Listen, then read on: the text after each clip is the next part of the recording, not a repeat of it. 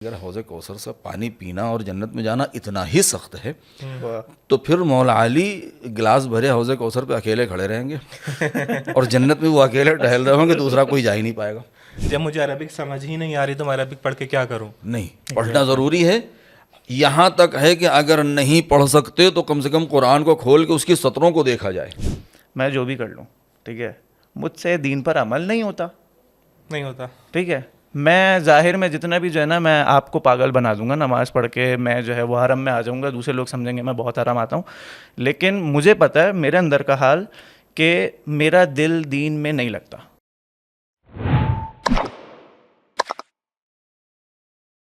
اعوذ باللہ من الشیطان الرجیم, بسم اللہ الرحمن الرحیم. السلام علیکم ورحمۃ اللہ. آج ہم ایک بہت ہی اچھے ڈسکشن کے ساتھ, کیونکہ رمضان کی آمد ہے اور رمضان کا مہینہ یعنی اسپریچولیٹی کا مہینہ, دل کے سکون کا مہینہ حاضر ہے, تو اس لیے ایک بہت ہی انٹرسٹنگ, بہت نالجیبل, بہت اسپریچول, بہت ہی انٹلیکچوئل ڈسکشن کے ساتھ ہیں. میں شروع کرنا چاہوں گا قرآن کی ایک آیت سے جس میں اللہ سبحانہ و تعالیٰ فرماتا ہے, بسم اللہ الرحمن الرحیم, یا ایھا الذین آمنوا کتب علیکم الصیام کما کتب علی الذین من قبلکم لعلکم تتقون. اے وہ لوگوں جو ایمان لے کر آئے ہو, تمہارے اوپر روزے کو واجب کر دیا گیا, تمہارے لیے روزے کو لکھ دیا گیا جس طریقے سے تم سے پہلے والے افراد کے لیے لکھ دیا گیا تھا, اس امید کے ساتھ کہ تم تقوی اختیار کر لو. میرے ساتھ میرے کو ہوسٹ موجود ہیں سید حسن نقوی, اور ایک بہت ہی انٹرسٹنگ شخصیت, بہت ہی نالجیبل شخصیت, بہت ہی ایکسپیرینسڈ پرسنالٹی ہمارے ساتھ یہاں پر موجود ہے, مولانا شمیم رضا رضوی. السلام علیکم ورحمۃ اللہ. السلام ورحمۃ اللہ وبرکاتہ. حسن, بہت ہی اچھی ایک شروعات ہے رمضان کی, اور رمضان کے اندر دل محسوس کرتا ہے دل کے اندر کہ اب دل تھوڑا سا ہلکا ہو گیا ہے, اب دل بہت ہلکا ہو گیا, اور بہت ہی سکون محسوس ہوتا ہے رمضان کے اندر. رمضان کے بارے میں اگر ہم ڈسکس کریں تو جتنا پرسنلی میں نے دیکھا ہے رمضان کو اور اپنی لائف میں جب گزارا ہے, خاص طور سے ٹین ایج کے زمانے میں, تو رمضان میری لائف میں ہمیشہ وہ چینجنگ فیکٹر اور وہ چینجنگ پوائنٹ رہا ہے جہاں پہ میں ایسا احساس کرتا ہوں کہ اب میں خدا سے اور زیادہ ایزیلی, آسانی سے خدا کے قریب آ سکتا ہوں. لائک 12 مہینے ہیں, محرم بھی ہے جس میں رجب بھی ہے, شعبان بھی ہے, لیکن جب بھی سلمان بھائی رمضان آتا ہے ایسا لگتا ہے کہ کوئی ایک بوجھ میں اپنے اوپر سے ہٹا رہا ہوں, یا خداوند عالم میرے اوپر سے عبادت کا دل رمضان کے اندر چاہتا ہے. ایگزیکٹلی. تو اسی کو میں کنٹینیو کرتے ہوئے آپ سے سوال پوچھنا چاہوں گا کہ کس طریقے سے رمضان کا بہترین فائدہ اٹھا سکیں, and how to live a perfect Ramzan. جی, بسم اللہ الرحمن الرحیم. میں آپ کی خدمت میں بھی, آپ حضرات کی خدمت میں اور اپنے ناظرین کی خدمت میں مبارکباد پیش کرتا ہوں ماہ مبارک رمضان کے حوالے سے. ابھی آپ نے جو فرمایا کہ میں بہت ہی ایزیلی, بہت ہی آسان طریقے سے یہ فیل کرتا ہوں کہ گویا کہ میں خدا سے گفتگو کر رہا ہوں, اور یہ حقیقت بھی ہے. بے شک. دیکھیے, کوئی ایک بہت بڑی پرسنالٹی ہو, کوئی بہت بڑی شخصیت ہو, عظیم شخصیت ہو, اور اچانک میں اس کے سامنے کسی بچے کو یا کسی انسان کو اس کے سامنے پیش ہونا ہو, تو وہ گھبرایا ہوا ہوگا. بالکل. کہ ہم کیسے اس سے اپنی درخواست کریں, ہم کیسے اس سے اپنی ریکویسٹ اس کے سامنے رکھیں, کیسے ہم اس سے بات کریں. بالکل اسی طریقے سے جب آپ آئے تھے ابھی, جی, تو میں گھبرا گیا تھا آپ کے سامنے. میں کیا ہوں, بہرحال آپ بزرگوار ہیں. بالکل اسی طریقے سے جیسے ایک عظیم شخصیت ہے کہ ہمیں توقع نہیں ہے, لیکن اس نے خود ہمیں انویٹیشن بھیجا اور دعوت دے دیا کہ بھائی آپ ہمارے یہاں مہمان بن کے آئیے. سبحان اللہ. اب جب ہم ان کے گھر میں مہمان بن کے چلے گئے تو انہوں نے ہماری خاطر کی اور ہمیں مطلب احترام سے اور رسپیکٹ ہمیں دیا, تو ہمارے لیے بڑا آسان ہو جائے گا کہ اب ہم ان سے گفتگو بھی کرنے لگیں گے. بے شک. اور اس کے بعد پھر جب ہم پلٹ کے آئیں گے اپنے گھر, تو اپنے دوستوں سے, عزیزوں سے, رفقا سے, احباب سے بتائیں گے کہ بھائی اتنی بڑی شخصیت اور انہوں نے ہم کو دعوت دیا تھا, اور ہم ان کے یہاں مہمان بن کے گئے تھے, اور کافی دیر تک ان سے ہماری گفتگو بھی ہوئی. تو اب ماہ رمضان میں کیا ہے بھائی, پروردگار عالم ہمیں مہمان بنا رہا ہے, اپنے مہمان بنا رہا ہے, وہ ہمارا میزبان ہے. تو جب ہم مہمان بن کے اس کے گھر پہنچ گئے تو پھر بڑی آسانی ہو گئی ہمیں اس سے گفتگو کرنے میں. بالکل. اور یہی وہ چیز ہے کہ ہم رمضان کو کیسے گزاریں. کبھی بھی رمضان کو ہم ایک اپنے لیے, بلکہ یہ جملہ میں کہہ دوں کہ علماء نے یہ جملہ کہا ہے, اور ہمارے اساتذہ نے, کہ شریعت ہماری شریعت سہلہ ہے. سبحان اللہ. شریعت سہلہ, شریعت سہلہ ہے. سبحان اللہ. کہ جس کے سارے احکام بڑے آسان ہیں. ہم کو یہ حق نہیں ہے کہ ہم اس شریعت سہلہ کو شریعت مشکلہ بنا دیں. سبحان اللہ. جو آسانی اس نے رکھی ہے ہم اسی آسانی کے اوپر اگر قائم رہیں اور اسی انداز سے اس کی عبادت کو انجام دیں تو ہم بہترین فائدہ اس سے اٹھا سکتے ہیں. ہماری زندگی میں سرور، خوشیاں، مسرت، نوید، یہ ساری چیزیں آ سکتی ہیں. اچھا، اسی آسانی سے سلمان بھائی ہم نے اکثر دیکھا ہے جب رمضان آتا ہے تو ہم خاص طور سے جو کچھ ینگسٹرز جو ہوتے ہیں وہ تھوڑا سا پریشان ہو جاتے ہیں رمضان کو لے کے کہ بھائی صبح فجر سے پہلے سے بھوکا رہنا ہے مغرب تک. ٹھیک ہے، بہت ایک نا یعنی ایک کہہ لوں سائیکولوجیکل پریشر بن جاتا ہے شاید اتنا. رہیں گے صبح شام تک. ایگزیکٹلی. آپ اپنا رمضان بالآخر قم المقدسہ میں موجود ہیں، آپ اپنا رمضان کیسے گزارتے ہیں؟ اس ارج کو اسٹارٹنگ ڈیز میں کس طریقے سے مینیج کرتے ہیں؟ رمضان کو اگر دیکھیں تو جب میں قم میں یہاں پر آیا ہوں اس کے بعد سے اگر خود تو آپ کو ظاہر ہے زیادہ ایکسپیرینس ہے، لیکن خود جب رمضان شروعات ہوتی ہے تو ایک روح عبادت انسان کے اندر خود بخود آ جاتی ہے. سبحان اللہ. عام دنوں میں قرآن پڑھنے کا لطف ایک اور ہے، لیکن رمضان کے اندر ایک اور لطف ہے. بے شک. اور وہ عبادات، تہجد اور اس کے ساتھ ساتھ پورا سلسلہ چلتا ہے. خاص طور سے یہاں حرم کے اندر جو پروگرامس ہوتے ہیں سلسلے چلتے ہیں، تو خود حرم میں جانا فجر کے وقت یا مغرب کے وقت ایک الگ لطف دیتا ہے رمضان کے اندر. بہت الگ ایکسپیرینس ہے. خاص طور سے میں یہ عرض کروں جو ابھی آپ نے فرمایا، واقعاً دیکھیے ہمارے وطن میں کاش کہ یہی جو یہاں پر جو کلچر ہے ماہ رمضان کے حساب سے تلاوت قرآن کے سلسلے سے، یہ وہاں پر بھی اسی طریقے سے ہو جائے، اور بہت سے علاقوں میں ہو بھی گیا ہے. خاص طور سے سحر کے بعد اذان فجر سے پہلے یا اذان کے وقت حرم مطہر پہنچ جانا، یا نماز ظہرین کے بعد جو تلاوت ترتیل کا ایک سلسلہ قائم ہوتا ہے، ایک ایسا سما بن جاتا ہے کہ دل یہ چاہتا ہے کہ یہ سلسلہ ٹوٹنے نہ پائے، ختم نہ ہونے پائے. وہ قاریان محترم وہ پڑھتے رہیں اور ہم سنتے رہ جائیں. ایک روح پرور ایک سما بن جاتا ہے. ساری چیزیں انسان بھول جاتا ہے کہ ہمیں بھوک لگی ہے یا پیاس لگی ہے، کیونکہ قم کی سرزمین پر خاص طور سے جو معنویت ہے اس کا تو کوئی جواب نہیں، اس کا کوئی جواب. اور پھر کیوں نہ ہو، اس لیے کہ قرآن رمضان بہار قرآن اسی لیے بہار قرآن. آپ نے فرمایا نا کہ دل چاہتا ہے کہ یہ جو تسلسل ہم نے رمضان میں بنایا اپنے دل میں یہ باقی رہے. اکثر رمضان میں ہوتا ہے، میرے ساتھ بھی پرسنلی یہ مسئلہ ہوا ہے کہ رمضان میں نا میں نے ایک بہت اچھا قرآن کا پورا بنا لیا طریقہ کہ بھائی مجھے یہ سارے پارے، اتنی آیات، اتنی سورہ کمپلیٹ کرنی ہے، یہ سارے اسکیجولز رکھنے ہیں. کیونکہ رمضان ایک جو سب سے بڑی چیز دیتا ہے وہ یہ ہے کہ رمضان انسان کی زندگی میں ڈسپلن دیتا ہے. بالکل ٹھیک ہے. اب میں ایز اے یوتھ چاہتا ہوں کہ اس کو کنٹینیو کروں، لیکن میں دیکھتا ہوں کہ 1 سال گزرا، 2 سال گزرے، لیکن وہ رمضان کا وہ جو ایک کنٹینیوشن ہے نا اس کو میں آگے نہیں لے کے پا رہا ہوں.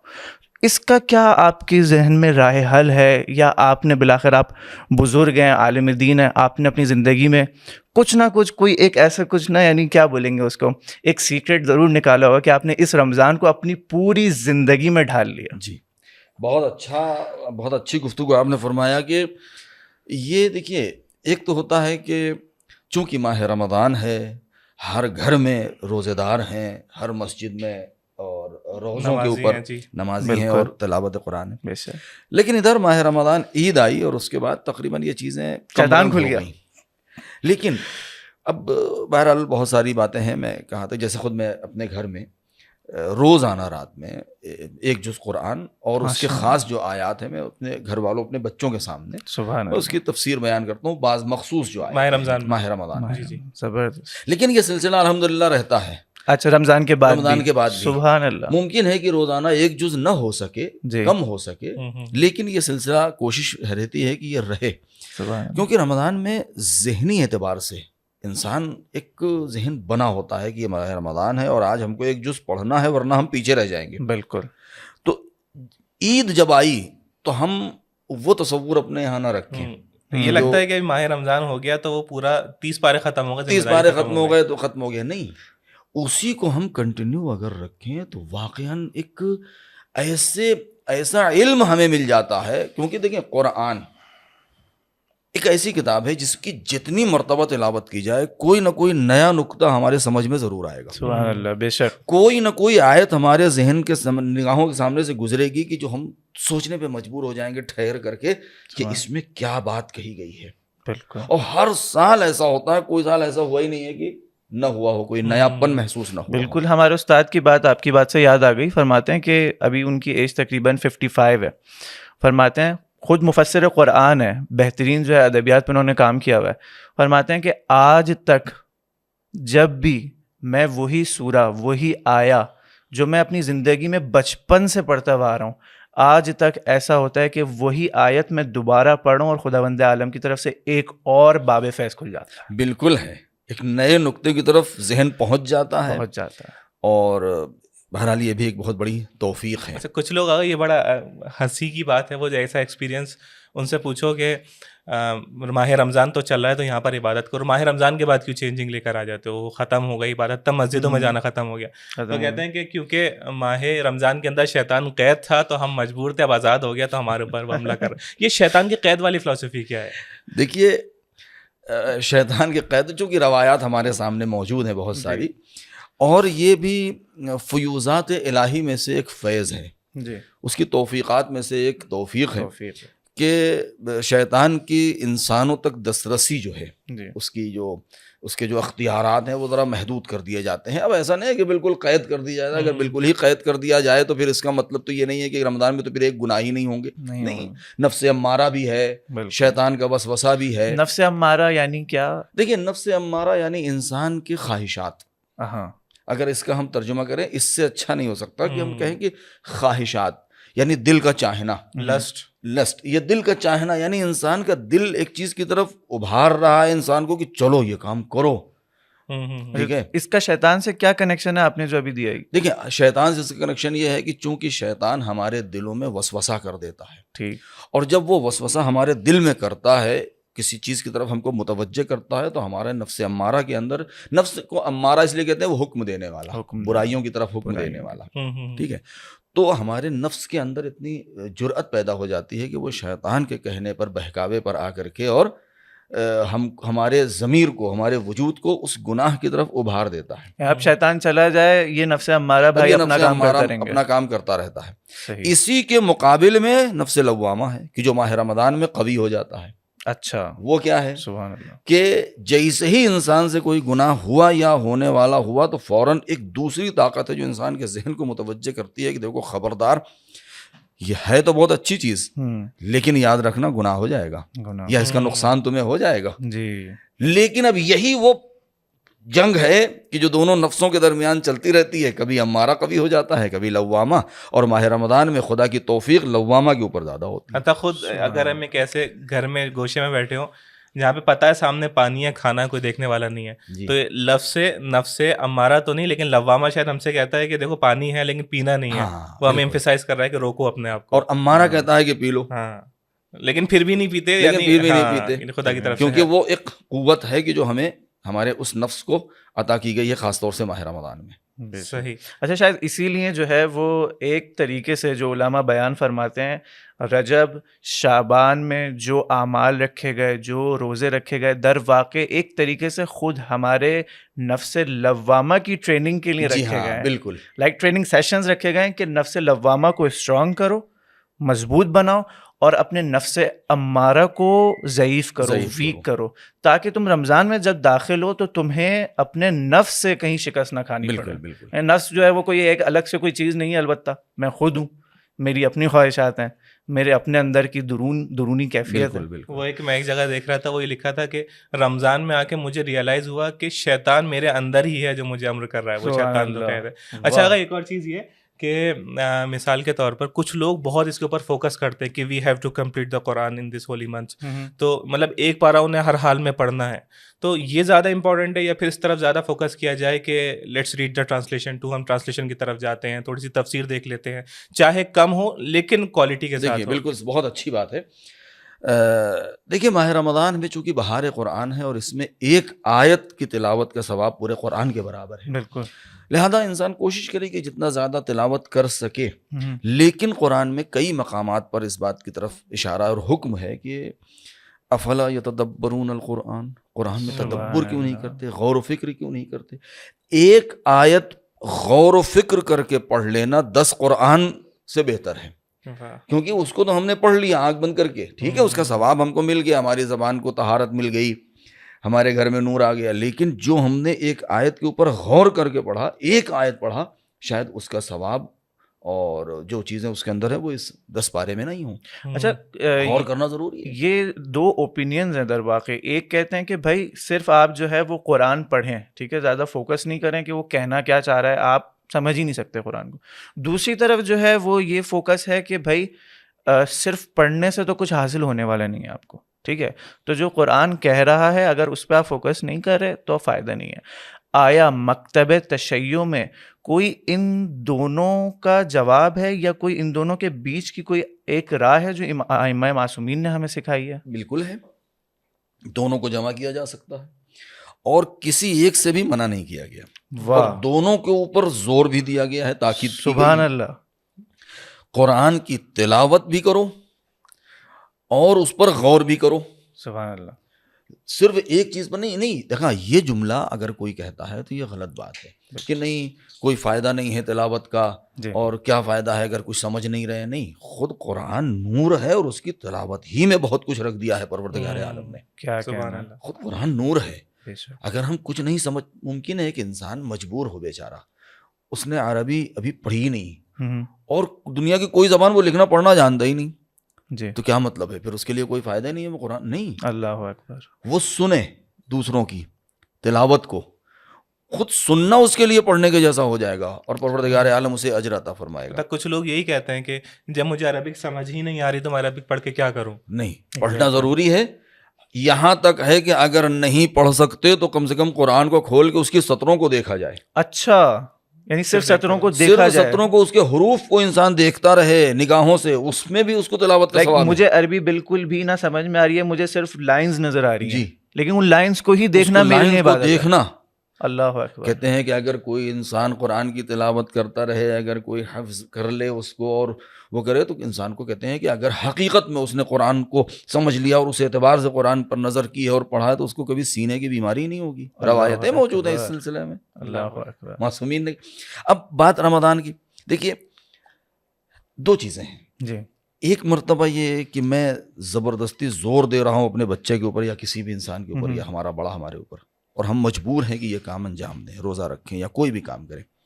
ایک مرتبہ نہیں, ہمیں خود محسوس ہو گیا کہ اس میں کیا فائدہ ہے, لہذا ہم اس کے ایک حکم سے قطع نظر ہم خود اس کی طرف آگے بڑھ رہے ہیں. امام علیہ الصلوۃ والسلام یا معصومین علیہ الصلوۃ والسلام کی زندگی میں ملتا ہے, جیسے چوتھے امام, خاص طور سے 8ویں امام, 7ویں امام, کہ ماہ رمضان کے جب آخری ایام آ جاتے تھے تو کبھی لوگ ان کو مسکراتا ہوا نہیں دیکھتے تھے, اللہ اکبر, غم میں ڈوبے ہوتے تھے. جب کوئی پوچھتا تھا کہ امام خیر تو ہے, تو آپ یہ جواب دیتے تھے کہ کیا کریں, ماہ رمضان جا رہا ہے, اللہ اکبر, ہم کیسے اسے رخصت کریں. اللہ اکبر. تو یہ جو چیزیں ہیں یہ ہمیں کہیں اور نہیں ملیں گی. اب ایک نقطے کی طرف ہم اور اشارہ کر دیں, پھر ہم جو ہے وہ دیکھیے, ماہ رمضان میں ممکن ہے کہ بعض وجوہات اور اسباب کی بنا پر ہم روزہ نہ رکھ سکیں. مسافر ہیں, 3 دن کے لیے آئے ہوئے ہیں, یا خدا نخواستہ پروردگار عالم نے ہم کو ہمارے ایک امتحان میں ہم کو مبتلا کیا ہوا ہے, کسی بیماری میں ہم مبتلا ہو گئے, یا جو بھی وجہ ہے کہ نہیں رکھ سکتے, تو بھی معصومین علیہ السلام فرماتے ہیں کہ کم سے کم تم اس انداز سے رہو کہ بے احترامی نہ ہونے پائے روزے کی. اللہ اکبر.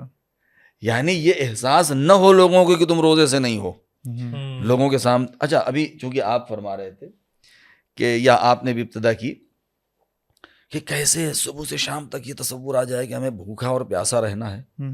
دیکھیے, بھوکا اور پیاسا رہنا یا وہ 9 چیزیں ہیں جس سے روزے ٹوٹ جاتے ہیں, جی, وہ 9 چیزیں ہیں جس سے روزے ٹوٹ جاتے ہیں, لیکن اس کے علاوہ اور بھی بہت ساری چیزیں ہیں. ہمیں صرف یہ نہیں سوچنا ہے کہ ہم سحری کھانے کے بعد کہ اب ہمیں 12-14 گھنٹے جو ہے وہ ہر ملک کنٹریز میں الگ الگ ٹائم کے اعتبار سے, کہیں 8 گھنٹے, کہیں 16 گھنٹے, کہیں 20 گھنٹے, کہ ہم کو بھوکے نہیں. ہم کو یہ سوچنا ہے کہ نہیں, بہت کچھ نہیں کرنا ہے ہمیں. اچھا, یہ تو منیمم ہے. جی, ہمیں اپنے کان کو بھی محفوظ کرنا ہے, ہمیں اپنی آنکھ کو بھی محفوظ کرنا ہے, ہمیں اپنے زبان کو بھی محفوظ کرنا ہے, اپنے فکر کو بھی محفوظ رکھنا ہے.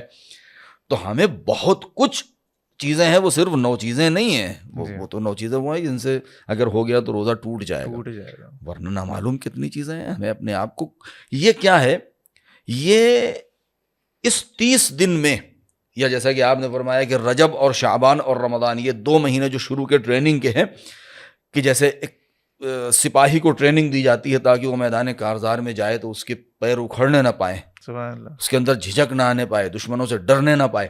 تو یہ 2 مہینے جو ہمیں ٹریننگ دی گئی تاکہ ماہ رمضان میں ہم اپنے نفس کے اوپر پورا کنٹرول رکھ سکیں، اس کی لگام کو کھینچے رہ سکیں تاکہ وہ کسی طرف بہکنے نہ پائے. حتیٰ کچھ لوگ تو ایسے بھی دیکھے میں نے آغا حسن کہ پورے رجب شعبان میں بھی روزے رکھتے ہیں تاکہ اپنے آپ کو رمضان کے لیے آمادہ کریں. جی ہاں رکھتے ہیں، بالکل رکھتے ہیں. روایات تو یہ ہے کہ اگر پورا نہیں رکھ سکتے ایک رکھیے مگر رکھیں. اچھا آغا، ایک آخری سوال. بالآخر ہمیں معلوم ہے جہاں قرآن صامت نازل ہو رہا ہے وہیں پہ قرآن ناطق صعود کر رہا ہے. بالکل. یہ سگنیفیکنس خاص طور سے جو آخری ایام ہوتے ہیں رمضان کے، اس میں ایز اے یوتھ وہ کیا چیزیں ہیں جو انجام دے سکتا ہوں جس سے مجھے خود ایک صعود ملے، میں جو ہے خدا کے قریب زیادہ جا سکوں؟ دیکھیے یہ بہت اچھا سوال ہے اور یہ بہت ساری باتیں ہیں اس کے اندر. خاص طور سے آخری عشرہ جو ماہ رمضان کا ہوتا ہے وہ کیا ہے؟ پیغمبر اکرم نے شعبان کے آخری جمعے میں جو خطبہ ارشاد فرمایا، شعبان کا جو آخری جمعہ تھا، ایھا الناس قد اقبل الیکم شہر اللہ بالبرکۃ والرحمۃ والمغفرہ. تو یہ 3 چیزیں ہیں، ان 3 حصوں میں اس کو تقسیم کیا گیا ہے. بالبرکۃ والرحمۃ والمغفرہ، پہلے برکت ہے تمہاری زندگی میں، اس کے بعد پھر اس کی رحمتوں کا نزول ہے اور اس کے بعد مغفرت ہے.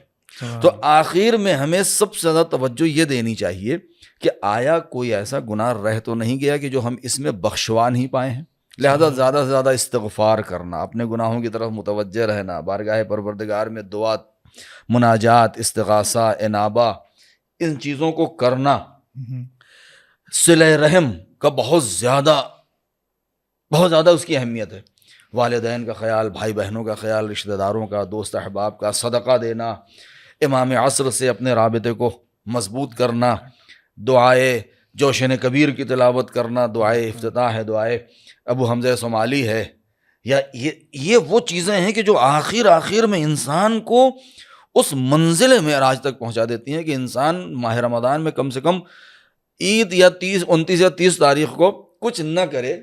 میں سمجھتا ہوں کہ اگر ایک چیز انسان کر لے جائے تو اس کے لیے بہت بڑی کامیابی ہے، اور وہ یہ ہے کہ اپنے آپ کو بندہ ثابت کر لے جائے. لیکن بندہ ثابت کرنا بھی بڑا سخت کام ہے. مطلب ثابت کرنے کا مطلب ہمیں دنیا والوں کے لیے ثابت نہیں، بھائی اپنے اطمینان کے لیے. میرے مالک، میں تیرا بندہ ہوں، تو میرا رب ہے، اور میں نے کوشش کی ہے کہ تیرے حکم پر میں عمل کر سکوں. سب سے بڑا تقویٰ کیا ہے، یہ آخری جملہ میں عرض کر دوں. دیکھیے اب ایک جملہ میں کہہ دوں. ایک وہ تھے، شاید میں نے کسی دن رفقا کے درمیان میں اس کو بیان کیا کہ ایک خطیب تھے، خطیب جمعہ. انہوں نے نماز جمعہ میں بہت طولانی گفتگو کر دی کہ حوض کوثر سے سیراب ہونے کی یہ شرطیں ہیں، یہ شرطیں ہیں، اور جنت میں جانے کی اتنی شرطیں ہیں. تو جب خطبہ ختم ہوا تو ایک ضعیف انسان وہاں اٹھ کے کھڑے ہوئے، کہا بھائی دیکھیے اگر حوض کوثر سے پانی پینا اور جنت میں جانا اتنا ہی سخت ہے تو پھر مولا علی گلاس بھرے حوض کوثر پہ اکیلے کھڑے رہیں گے اور جنت میں وہ اکیلے ٹہل رہے ہوں گے، دوسرا کوئی جا ہی نہیں پائے گا. کون عمل کرے گا ان شرطوں پہ؟ اس لیے کہ ان شرطوں پہ عمل انسان سے ہو نہیں پائے گا. اسی لیے کہتے ہیں کہ انسان کوشش کرے. اور سب سے بڑا تقویٰ کیا ہے؟ واجب نہ چھوٹنے پائے اور حرام انجام نہ ہونے پائے. سب سے بڑا تقویٰ. اگر یہ 2 چیزیں انسان نے کر لیں تو واقعاً وہ عبودیت کی منزل پہ پہنچ گیا. جب اس پہ کامیاب ہو جائے گا تو پروردگار مکروہات سے بچنے اور مستحبات پر عمل کرنے کی توفیق خود بخود دے دے گا. اچھا بہت چھوٹی بات ہے، مطلب ورڈز بہت چھوٹے ہیں، بہت چھوٹے. واجبات پہ عمل، محرمات سے اپنے آپ کو بچانا. لیکن اگر لیکن دیکھا جائے گا تو پھر بھی یعنی واجبات پر عمل کرنا، تمام چیزیں، محرمات سے بچانا مشکل ہے. یعنی اللہ توفیق تو دے. مشکل ہے، لیکن کہتے ہیں نا کہ لا یکلف اللہ نفسا الا وسعہا. پروردگار نے انسان کی طاقت سے زیادہ اس کو تکلیف نہیں دی ہے. بے شک. تو وہ اتنی ہی چیزیں اس نے حرام رکھی ہیں کہ جن کی ہمیں ضرورت ہی نہیں ہے، اور اتنا ہی ہمارے اوپر اس نے واجب رکھا ہے کہ جتنا ہم انجام دے سکیں. کیا 24 گھنٹے میں ہم 17 رکعت نماز نہیں پڑھ سکتے؟ بالکل پڑھ سکتے ہیں. کیا ہم جو ہے وہ 1 مہینہ روزہ نہیں رکھ سکتے؟ سبحان اللہ. تو یہ جو واجبات ہیں یا جو حقوق ہیں اتنا ہی ہے جو ہم کر سکتے ہیں. یہ آپ کی گفتگو سے اگر میں اپنے لیے ایک میسج لینا چاہوں وہ یہ ہے کہ رمضان میں اگر میں کچھ نہیں سیکھ پا رہا, کچھ نہیں کر پا رہا, لیکن ایک چیز مجھے ضرور سیکھنی ہے ورنہ میرا رمضان ضائع ہے. وہ ایک چیز یہ ہے کہ باقی 11 مہینوں میں جو آگے آنے والے ہیں اس میں میرا کوئی واجب چھوٹنا نہیں چاہیے جی, اور کسی محرمات پہ عمل عمل کرنا. نہیں ہونا چاہیے. مستحبات انشاءاللہ بعد میں, باقی ساری چیزیں ہیں بعد اگر میں، یہ لیکن دو چیزوں پہ ہمیں کامیابی مل گئی, اگر ہم 17 رکعت نماز ہم نے پابندی سے پڑھ لیا تو پھر وہ 51 رکعت کی توفیق ہمیں وہ جو باقی ہیں جی اس کی توفیق نوافل کی ہمیں خود بخود مل خود جائے گی. بخود پھر مل 11 جائے رکعت نماز شب کی توفیق خود بخود مل جائے گی. سبحان سبحان اگر ہم نے ایک مہینہ روزہ صدق دل سے رکھ لیا تو ماہ رجب اور شعبان اور دیگر مستحب روزوں کی توفیق ہمیں خود بخود مل جائے گی. سبحان اللہ. بڑا مفید گفتگو چل رہی ہے, ختم کرنے کا دل نہیں چاہ رہا بالکل رمضان کی طرح ختم کرنے کا دل تھا. لیکن بس میں ایک بات سے یہ تھوڑا سا اس کو ٹاپک کو کھولتے ہیں پھر اس کو بالکل ختم کرتے ہیں. بہت ہی مفید وہ یہ کہ ادھورا رہ جائے گا ماہ رمضان کی ہم گفتگو کریں اور شب قدر کی گفتگو نہ کریں. بے شک. تب میں ایک روایت آگا دیکھ رہا تھا, سن رہا تھا, آپ تصدیق فرمائیں گے حسن. اس طریقے سے مثلا ایک موقع پر امام صادق علیہ الصلوۃ والسلام مریض ہو گئے کسی, یعنی اس طریقے سے عبادت نہیں کر پائے, تو انہوں نے کہا کہ میرا بستر جو ہے وہاں پر لے جاؤ, ظاہراً مسجد کوفہ یا کہاں وہاں پر لے جاؤ تاکہ وہ لوگ جو عبادت کریں بس میں وہاں پر بیٹھ جاؤں, اللہ وہ برکات نازل ہوتی ہیں. یہ اس طریقے سے ہے, یعنی جی ہاں بالکل ہے. دیکھیے ہم چلے معصومین علیہم السلام کا مقام تو بہت بلند و بالا. بے شک. ہم اپنے بزرگ علماء کہ جن کے نقوش قدم پر ہم چلنے کی کوشش کرتے ہیں, اور یہ پورا سرمایہ دین جنہوں نے ہمارے حوالے کیا, وہ ان سب باتوں کے اوپر تاکید کرتے ہیں. کہتے ہیں مستحبات بعض یہ ہے کہ انسان کا جب عالم احتضار آئے مثلا تو کہتے ہیں نا کہ اس کو قبلہ رخ کر دینا چاہیے. جی. کہتے ہیں بعض لوگ کہ انسان کو اس مقام پر لٹا دیا جائے کہ جہاں پر اس نے نمازیں پڑھی ہیں, اس کے جہاں پر وہ مصلی بچھا کے نماز پڑھتا تھا. آیت العمر راشی نجفی وصیت کرتے ہیں, ان کے وصیت نامہ چھپا ہوا ہے, آپ دیکھیے کہ میرے کفن میں میرا وہ رومال بھی رکھ دیا جائے جو ہم نے فرش اعظم پہ بیٹھ کے جس میں اپنے آنسو پوچھے ہیں. تو یہ چیزیں اس کا ایک اثر ہے کہ انسان اگر کچھ نہیں کر سکتا کم سے کم مسجد کی فضا میں پہنچ جائے تاکہ وہ عبادت کرتا ہوا دیکھ سکے لوگوں کو. اس لیے کہ جتنی دیر وہاں موجود رہے گا گویا کہ وہ خود جنت میں بیٹھا ہوا ہے. لہذا یہ ساری چیزیں ہمارے سامنے موجود ہیں, اور یہ ائمہ طاہرین علیہم السلام کی سیرت ہے اور ان کی سنت ہے, علماء کی سیرت ہے جو انہوں نے ہمیں دیا ہے. اسی روایت سے نا مجھے یاد آیا, حرم میں سین ہادی جو ہے, جو کورٹ یارڈ ہے, وہاں پہ بیٹھا ہوا تھا, جمعرات کا دن تھا, تو ایک عالم کے پاس نا ایک بالکل جوان سا لڑکا جو نارملی ہوتا ہے ایک ٹین ایج میں ایک ریبیلین آ جاتا ہے بچوں میں تھوڑا سا, وہ بیٹھا ہوا تھا, بات کر رہا تھا, عالم دین سے کہہ رہا تھا کہ بھائی میں جو بھی کر لوں ٹھیک ہے, مجھ سے دین پر عمل نہیں ہوتا, ٹھیک ہے, میں ظاہر میں جتنا بھی جو ہے نا میں آپ کو پاگل بنا دوں گا, نماز پڑھ کے میں جو ہے وہ حرم میں آ جاؤں گا, دوسرے لوگ سمجھیں گے میں بہت حرام آتا ہوں, لیکن مجھے پتہ ہے میرے اندر کا حال کہ میرا دل دین میں نہیں لگتا. اب اسی بات سے یہ جو آپ نے کہا نا کہ انوائرمنٹ میں امام صادق علیہ السلام نے اپنے آپ کو رکھ دیا, چلے گئے وہاں پر, انہوں نے یہی بات فرمائی کہ یہی کہ تم اپنے آپ کو ایک ایسے انوائرمنٹ میں لا رہے ہو جو پر از معنویت ہے, بالکل ٹھیک ہے, پر از عبادات ہے, یہی کہ تم اپنے آپ کو لا رہے ہو, تم سمجھ رہے ہو عبادت نہیں کر رہے, تم سمجھ رہے ہو خدا کی طرف سے توفیق نہیں ہے, در واقع تم اس سنت پر عمل کر رہے ہو جو ہمارے ائمہ نے, ہمارے علماء نے بیان فرمائی کہ تم ظاہر سے اپنے باطن پر اثر لے رہے ہو. حتیٰ خود ہم جب حرم میں جاتے ہیں, کبھی کبھار ہوتا ہے انسان لو محسوس کرتا ہے, تو خود حرم کے اندر انٹر ہو کے ابھی کچھ عبادت نہیں کر رہے, مصلی پر نہیں کھڑے, دعا نہیں پڑھ رہے, لیکن خود حرم کی وہ پریزنس, وہاں پر انسان خود بخود ایک سکون محسوس کر رہا ہوتا ہے, یعنی وہ ایک الگ سکون ہے وہاں, وہ اس انوائرمنٹ کا اپنا ایک مزہ ہے. یہ مقامات وہ ہیں, بہت سے موجودات ہیں جو ہمیں دکھائی نہیں دیتے, اور دنیا نے ابھی تک کوئی ایسا آلہ نہیں بنایا, کوئی ایسا ڈیوائس ابھی تک نہیں آیا ہے پیرامیٹر کی جس سے ناپا جا سکے یا دیکھا جا سکے, لیکن روایات میں تو ہیں, روایات میں یہ مقامات وہ ہیں کہ جہاں پر ہزاروں ہزار فرشتے آتے رہتے ہیں اور جاتے رہتے ہیں, ہزاروں ہزار, ٹھیک ہے, مختلف الملائکہ, سبحان اللہ. یا امام رضا علیہ السلام کی زیارت کے جو اذن دخول میں جو ہم پڑھتے ہیں کہ اور وہ ان ملائکہ سے اجازت کے جو مقیمین فی ھذا المشہد کے جو یہاں مشہد میں موجود ہیں, تو جیسے ہی ہم وہاں داخل ہوں گے ان فرشتوں کے درمیان جب ہم جائیں گے تو ہمیں خوشی تو, اور ایک نفس, ایک سانس کے اندر اور ایک ذہن کے اندر جو سکون ملا گا جیسا کہ آپ نے فرمایا، تو اس کا ایک اثر ہے. انسان کہتے ہیں نا، جناب ابراہیم نے کیا فرمایا تھا مہمانوں سے کہ ٹھیک ہے تم ایسا کرو کہ سجدے کر لو. انہوں نے کہا بھائی کھانا مل رہا ہے تو کیا ہے، کون دیکھ رہا ہے، کیا کرنا ہے. جی انہوں نے سجدے کر لیے. تو انہوں نے کیا کہا کہ میرے مالک، سر کا جھکانا میرا کام ہے، دل کا جھکانا تیرا کام. ہم جوانوں کو مسجد کے دروازے اور مسجد کے اندر تک لے کے جائیں، پھر خدا سے کہیں میرے مالک یہاں تک لانا میرا کام تھا، اپنے تک لے جانا تیرا کام ہے. سبحان اللہ. اور ماہ رمضان میں سب سے اچھا یہ کام ہو سکتا ہے. سب سے اچھا. بہت اچھا، بہت شکریہ آغا، بہت مفید گفتگو رہی. اور شکریہ، جزاک ماہ رمضان، اللہ سے دعا ہے کہ اس ماہ رمضان میں واقعی میں ہم اللہ کی عبادت صحیح معنی میں کر سکیں. اللہ ہمیں اس کی توفیق دے. آمین. اور انشاءاللہ اس طریقے سے سلسلہ گفتگو علماء کے ساتھ، آپ جیسی شخصیات کے ساتھ چلتی رہے. بہت شکریہ حاضر ہونے کے لیے. جزاکم اللہ. خیر.